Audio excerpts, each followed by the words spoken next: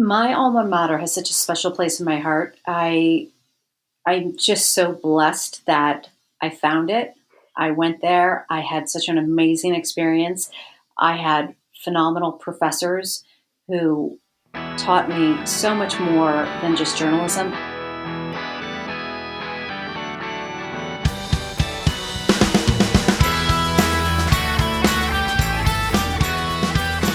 This is A New Angle, and I'm your host, Justin Angles. This show is supported by First Security Bank, Blackfoot Communications, and the University of Montana College of Business. Hey folks, welcome back.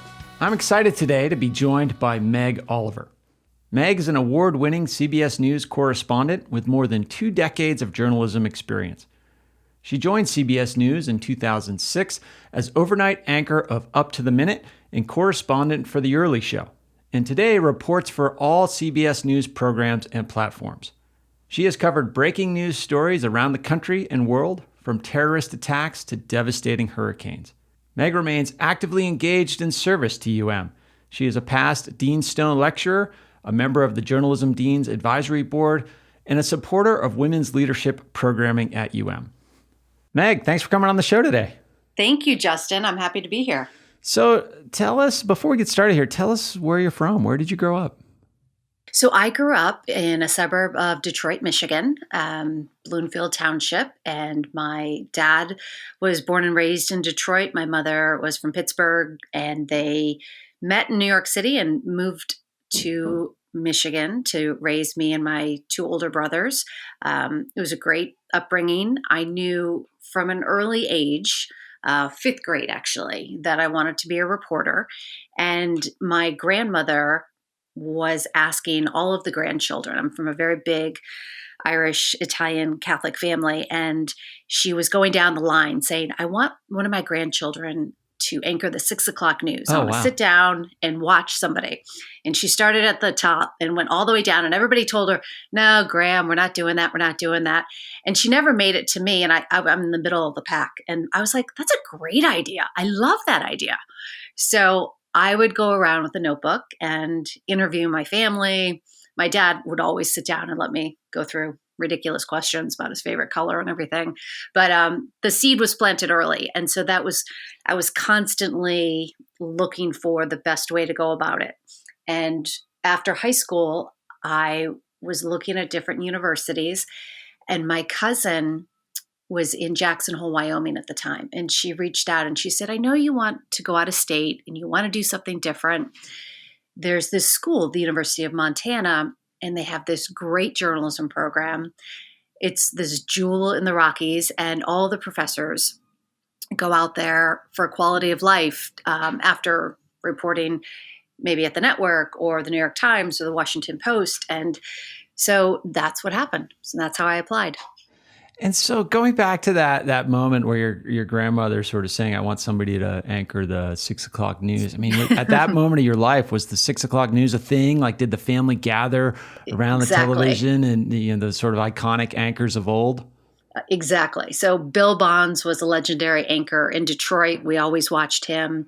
Amir Jacobson was another legendary anchor who I ended up reporting for later on when I did a stint in Detroit. And it was a thing. I loved watching the news. I loved watching the reporters. I loved the storytelling. And my parents were always we were talking about current events a lot. And watching Peter Jennings, or when Oprah first started, that was an eye-opening experience because she had been a reporter. It was very exciting. And so talk about the transition to Missoula. I mean, that has to be a big change coming from suburban Detroit to, this little town of Missoula, Montana in the Northern Rockies. Culture shock. Yeah. Let's just say that, culture shock. So we flew out, my mom and I flew out, and just to give you an idea, it's 1989, and we get to the airport, and it looked like the flight was delayed. And we said, hey, listen, I have to take a test for orientation the next morning. So if it doesn't look like we're going to make our connecting flight, please let us know. They assured us we'd make our connecting flight. We got to Minneapolis. Of course, we missed it. We told her behind the desk at the time, I don't know if a lot of people can relate to this, but we said, we're going to Missoula. And she took out a map. She said, where? And I looked at my mom and I thought, where are we going? And so the best she could do, she flew us into Billings. And then we took another hopper to Missoula. And I landed, and I've told this story a lot, but it was hilarious because we got off the plane and walked through the airport, and there's the big grizzly bear that greets you, right? And I was like, oh my God, there's 3 gates. And it was a really cloudy day. And so we get into, one of the students came out to pick us up, and you couldn't see any of the mountains.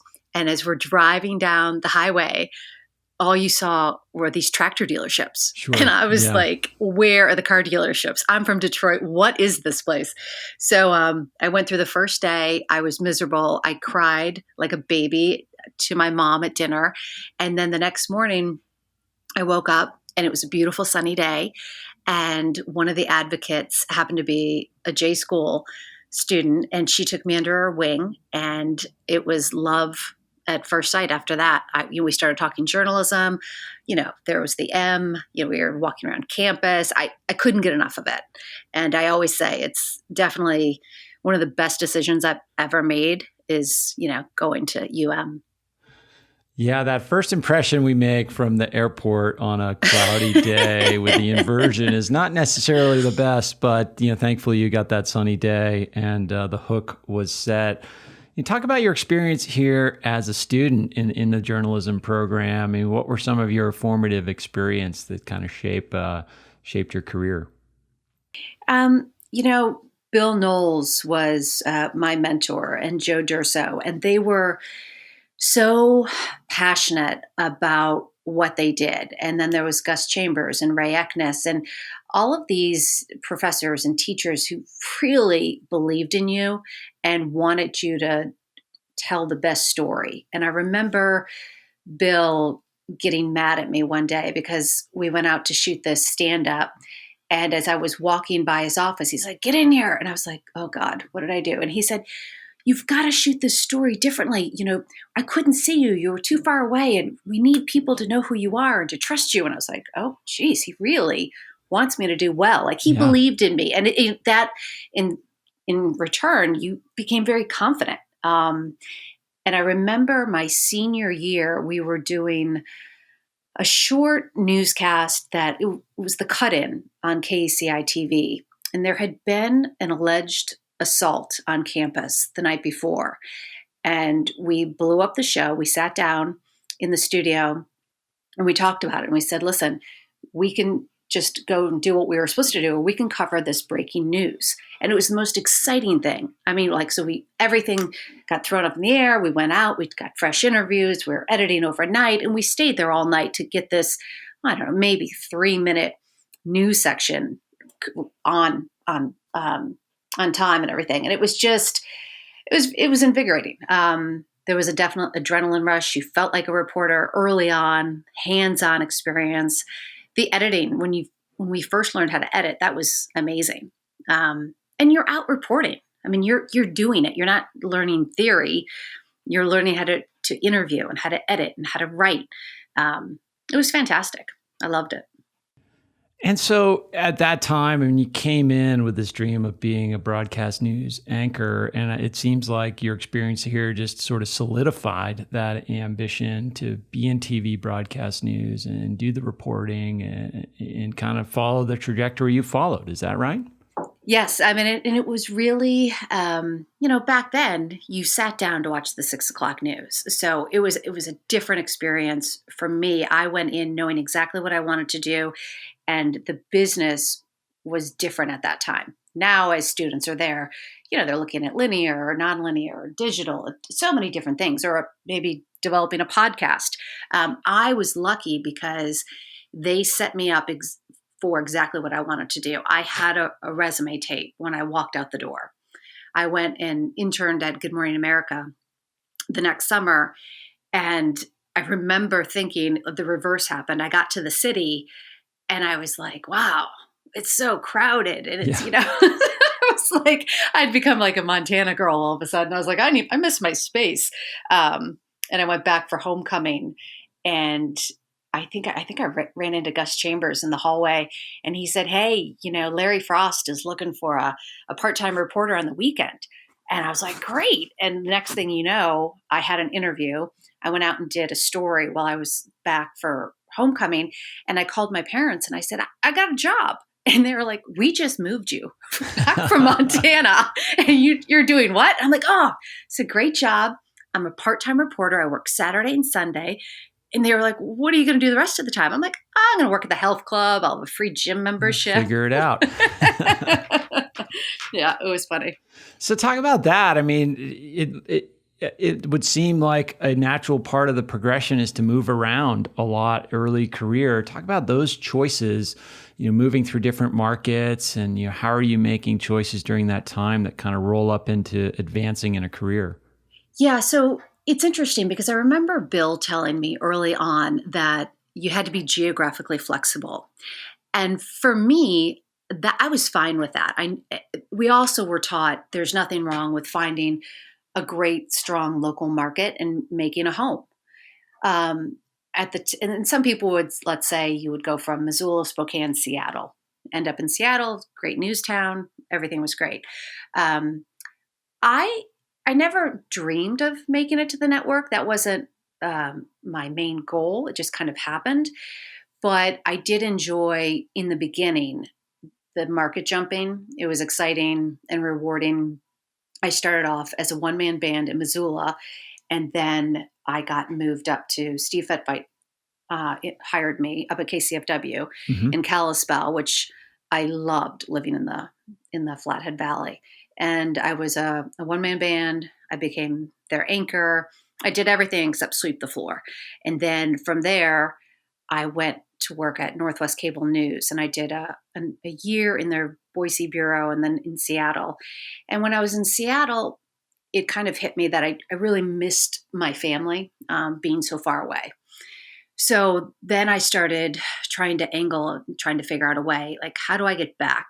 I don't want to, only see my family twice, maybe 2 weeks out of the year. So I started looking back, and I ended up going to Hartford for not very long, maybe 8 months. And my dad was diagnosed with cancer, and I moved home to Detroit, and I was there. He was gone within 9 months. And so I was so happy I had moved home for that time. And then I got to report in my hometown, which was never my goal, but I loved it because it was either something about reporting in your hometown, right? There was a lot of pride, and I'm a big sports fan. And so I was covering the Red Wings winning winning the Stanley Cup, and Tiger Stadium, the last game there before they moved to Comerica Park, and just different things. It was fun. But then after a while, the general assignment reporting, I got sick of it. I felt like you could open your drawer, pull out a script if you were covering crime or whatever, and just fill in the blanks. And so I was looking for something different. And that was when I first got an agent. And I told them, I said, look, I either want to specialize in something like consumer or health, or maybe try my hand at anchoring. And so I had a few different interviews, and during this time, I met my soon-to-be husband, and it's kind of like this quick love story. And I said, listen, I'm looking for a new job right now. He's like, I can go anywhere. And I'm like, really? That's the right answer. Yeah. I was like, if you're sure. And so I had this offer to be the main anchor in Fresno, California. And everyone was like, Fresno. And I was in love. And my husband and I, we wanted to live in the same city before we got married. And so I was like, this is great. Let's go. And it was amazing. We loved it. Good friends of ours lived in San Francisco at the time. And that's how we met at their wedding. That's another interesting Montana connection. But so, I got the experience on the desk, and then we were kind of right back in the same place. We were like, wow, we're really far from home still. His family was from Oklahoma. And so we moved to DC, and we set up shop and bought a house, and I was pregnant, and the network called, and they said, we have this job for you as an overnight anchor. We'd love to have you come up. And my husband literally was being sworn into the bar in DC as I was moving to Yep. as I was moving to New York, and he had already had to take the bar again when we moved to California. He was living in Houston at the time in Texas. And that's on him. I mean, that's our big joke that I was like, you said you could go anywhere and you didn't research that you needed to take the bar again. So his business card is pretty impressive on the back of where he's where he can practice law. And so talk about that. Well, I mean, the tidbit you mentioned in there is that you got the offer in New York when you were pregnant to be an overnight anchor. I mean, a newborn child sort of has some similarities to an overnight anchor job, I would imagine. So talk about how you balanced that. And now you have 3 children. Right. And maybe talk about how that balance kind of has panned out in your career. So, I was 34, 35 when New York called, and it's, the network's calling. It's kind of a dream gig. Yeah. And I remember thinking, and I couldn't even tell them that I was pregnant because I was not very far along. And so when we moved up there, our schedule, I would go to work at 8:30 at night, and I would start doing interviews at 9, and then we went live at 2 a.m. Excuse me. And so we'd go live at 2 a.m. The lights would come on, and my daughter, Maria, would start kicking. She was like, it's time to get up. And I'd be like, oh my gosh. I was like, so it was pretty surreal. But we all laughed about that on the overnight shift. It was a very small staff. We were very close. And then I would get home at 4:30 and I would go right to bed. I would wake up at 12:30 and I would have the day. And so after Maria was born, it was, around the clock breastfeeding and then getting up and coming home. And it was nuts. And we had a nanny that took care of her during the day. And then my husband would come home. We were like 2 ships passing in the night. He'd come in. We only lived 3 blocks from work, which we did purposely, just to make sure we had time together. A New Angle is supported by First Security Bank, Blackfoot Communications, and UM's College of Business. Access to capital, broadband, and education are 3 ingredients any community needs for success. Hi, this is Anya Jabor, Regents Professor of History at the University of Montana, and you are listening to A New Angle. But we would spend time in the evenings and our dinners, and then we got used to it. It was really hard on the weekends, trying to go back to, going to sleep at a certain hour. And I had 2 kids on that shift, Maria and Tommy. And at the end of it, my husband at the time was working for an international firm and did a lot of international travel to Hong Kong and different places. And we sat down and the next step for me at the network at that time was to be a correspondent who had a suitcase next to her desk and next to her bed. And I just told, we discussed it, and I said, I just can't do that. And so I stepped away, which was very difficult. And I went to work at ABC, and I worked more of a 9-to-5 kind of gig, freelanced Monday through Friday. And then I would report for their weekend shows, which gave me more flexibility with the kids. And then I had my 3rd child, and then CBS called out of the blue, and they said, hey, we just wanted to check in. We have this new 24/7 digital network that's starting, CBSN, and we thought maybe you want to do some freelance anchor work, or would you like to come back? And at first I was like, oh geez, can I do this? My youngest at the time was just starting preschool, and I remember going in for the interview, and I was so excited that I went back. It was really hard. I mean, it still is hard to juggle everything, but I was so thankful to have the opportunity to go back to a network that I just absolutely love. I love the people I work with. And, there were so many people back there that were still there when I started. And it started as a freelance gig. And I told them, I said, I can do the morning anchor shift any day of the week. I have to be home by 2 because your schedule would change every week. And I thought, I can't go get a nanny and pay for that. You have either go full time, and I wasn't quite ready for that. But then it evolved, and they got rid of most of the freelancers, and they said, listen, if you want to, stay, there's a full-time correspondent job with NewsPath, which is kind of like, it was a step below where I left. And that's hard as a working as a woman to go back and your place isn't saved, right? Right. So I went back and my husband and I talked about it, and he's like, just do it. You'll be back at the network where you used to be.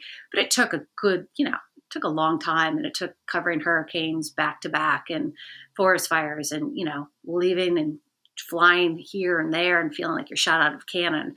And then, the payoff finally did happen, which was nice. But you have to work your way back if you take a step out of your career. So.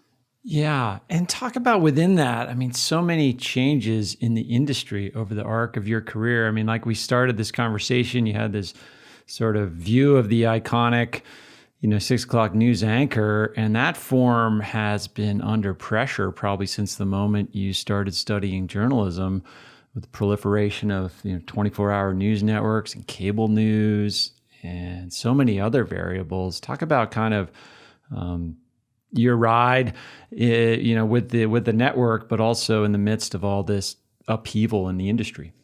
Yeah, it's interesting because our president talks about it quite a bit, Susan Zirinsky, and she always says, listen, this is, our traditional newscasts, they're not going anywhere, but we have to evolve with the digital side. And we have to evolve with these.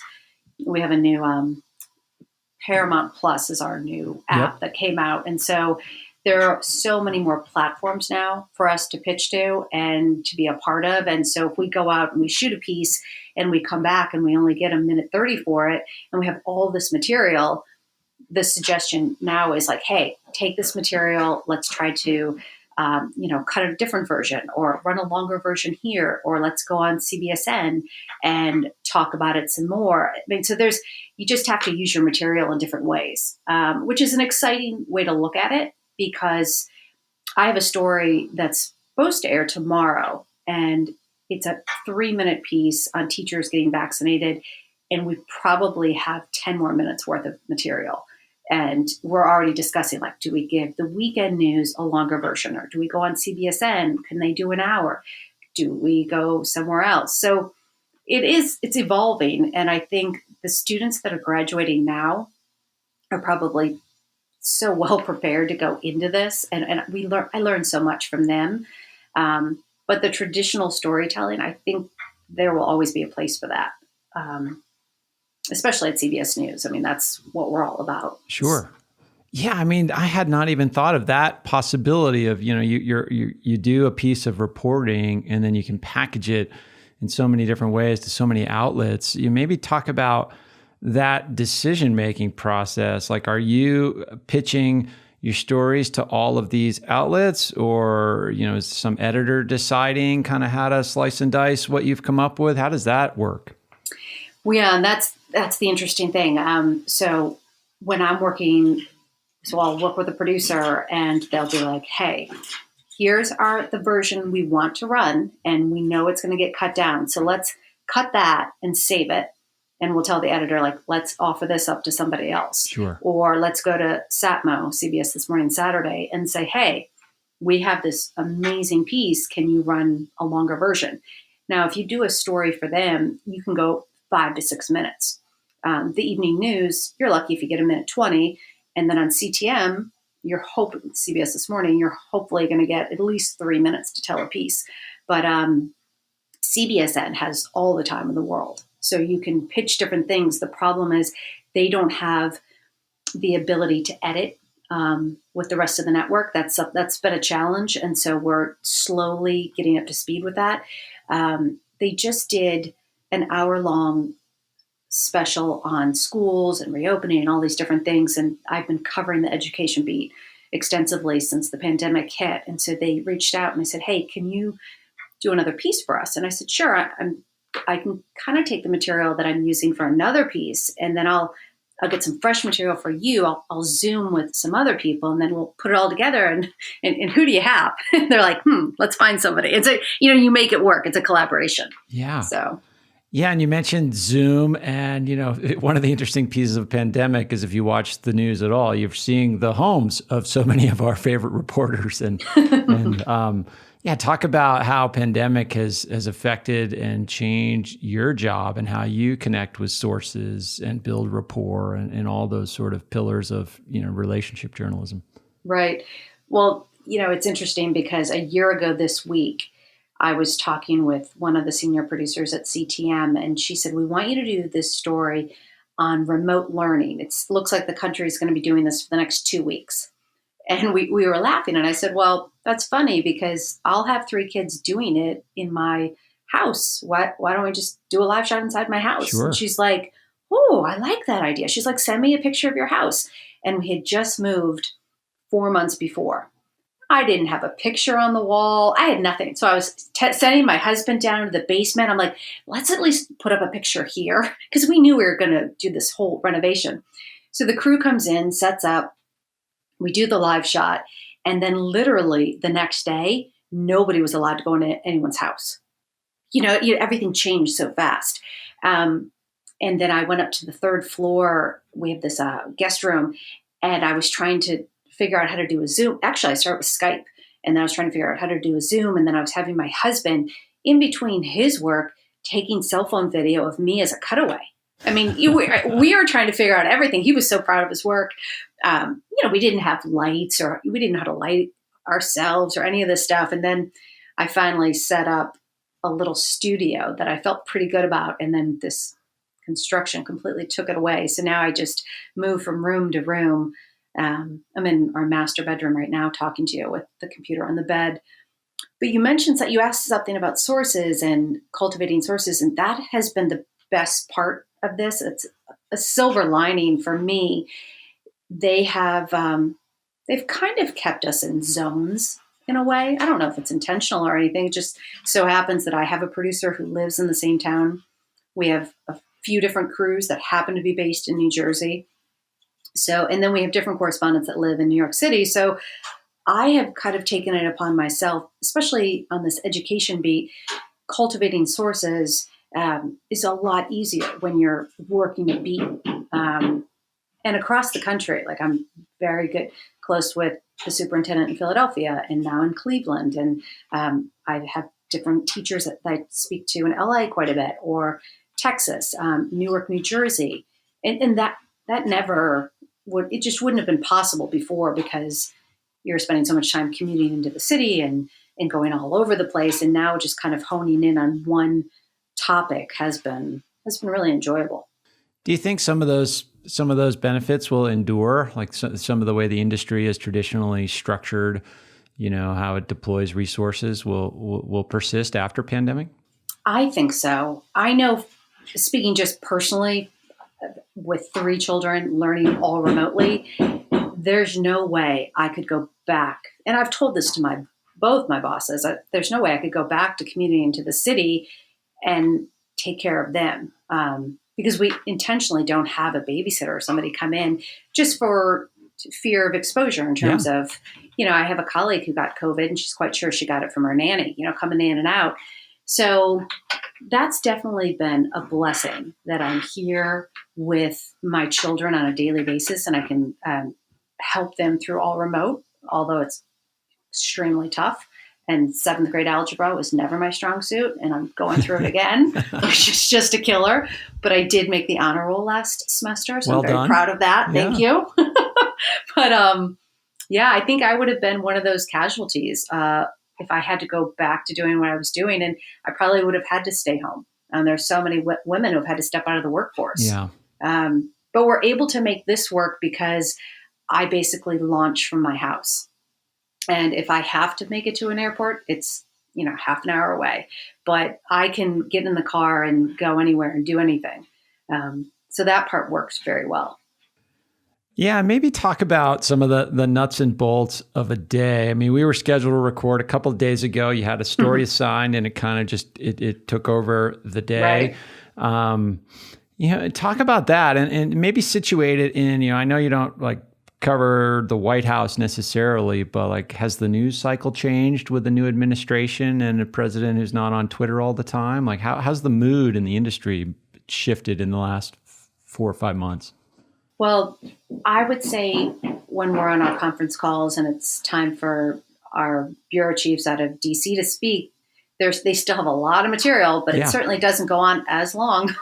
It does seem like we've kind of come down a little bit. I covered the White House in the beginning of Trump's presidency, and it was just, I had to fill in for somebody. And I was down there for, I think, a week. And I went into the press briefing room, and I'll never forget this producer telling me, like, we never know what's going to happen. He might step in here unannounced. He might not. And then all of a sudden, he announced a press gathering, and it was somewhere else at the White House. And literally, people are jumping over chairs and scrambling to get there. And who's the pool camera? What's happening? And I'm like, what is going on? They're like, it's never been like this. We always get a courtesy of it's going to be in 15 minutes or it's going to be in 20, but never like in 5. So that intensity, I think there's a little, people have maybe exhaled just a little bit. It's not as chaotic. But here, the workflow, for me, I never know what the day is going to bring. We do what's called a COVID wrap for the evening news every night, which we've been doing for a year. So if you're assigned the COVID wrap, your day is it's rather stressful because you're covering everything under the sun in maybe 2 minutes for the evening news and trying to gather from across the country. Wow. That's a lot. Yeah. Otherwise, I'm working on pieces for CBS This Morning or evening news farther out. And if you can get a day or two to report on something like that in a thoughtful manner, it's great. Last Thursday, I had a live shot in Newark, New Jersey. I did a story on high school students who have been forced to return, actually forced just to get a job to help their parents who've lost their jobs during the pandemic, and how they're juggling and their mental health is struggling. And so when I was done with that, I drove 4 hours up to North Andover, Massachusetts to shoot this other story. And I had to drive 4 hours back the same day, because we were going to be short on correspondence the next day. And I just had to be in New York. So, but I wanted to do this story. So there are days like that are insane. And then there are other days that are a little bit more manageable. So it just runs the gamut. Sure. So Meg, in our remaining time, I'd love to pivot the conversation back to the University of Montana. You've been so highly engaged in service to UM since graduating.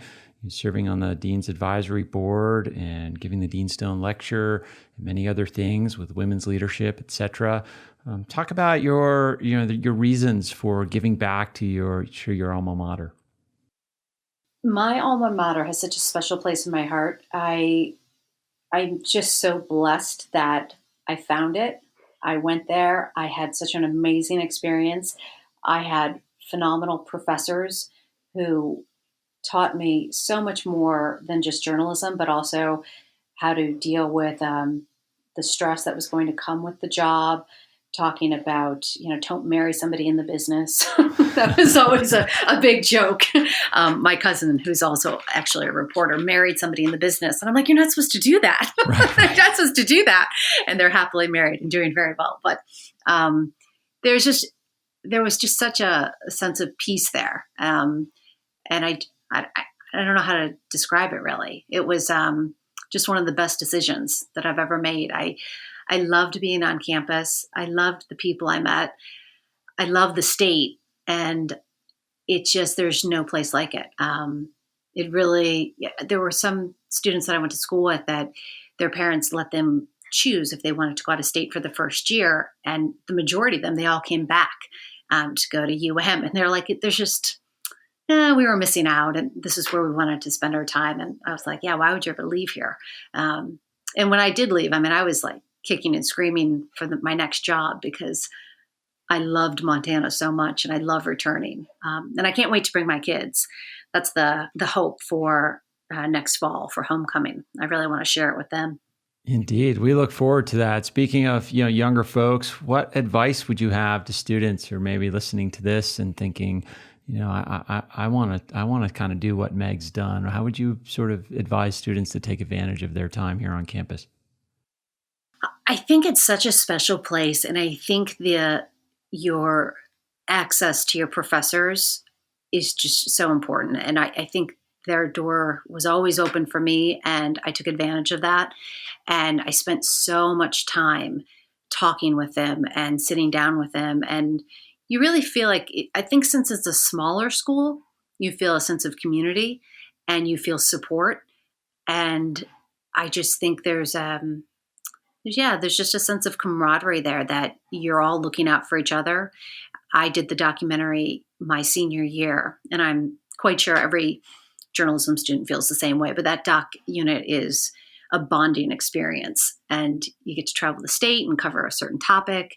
It's an hour-long documentary, and it's experiences like that you're coming out of the University of Montana with that other students don't have. I mean, a good friend of mine who's in the business that I went to high school with, after she graduated from her university, she basically just learned theory, and then she had to go out and get an internship to learn how to do it. Whereas I graduated with a resume, a tape in hand, a reel, ready to go. Yeah, and the results show. Meg, it's been wonderful getting to know you and learn more about your career and choices and work. And thanks for all you do for the University of Montana, and thanks for waving the flag so proudly. Oh, thank you, Justin. I really appreciate your time.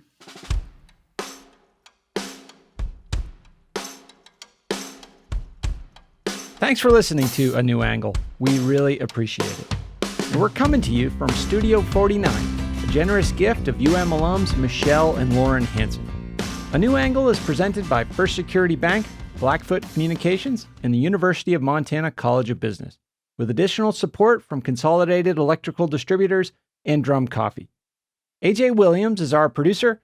VTO, Jeff Ament, and John Wicks made our music, and Jeff Meese is our master of all things sound. If you have any questions, suggestions, comments, insults, whatever, please email me at anewangle@umontana.edu. If you liked what you heard, tell your friends about it. Thanks a lot. See you next time.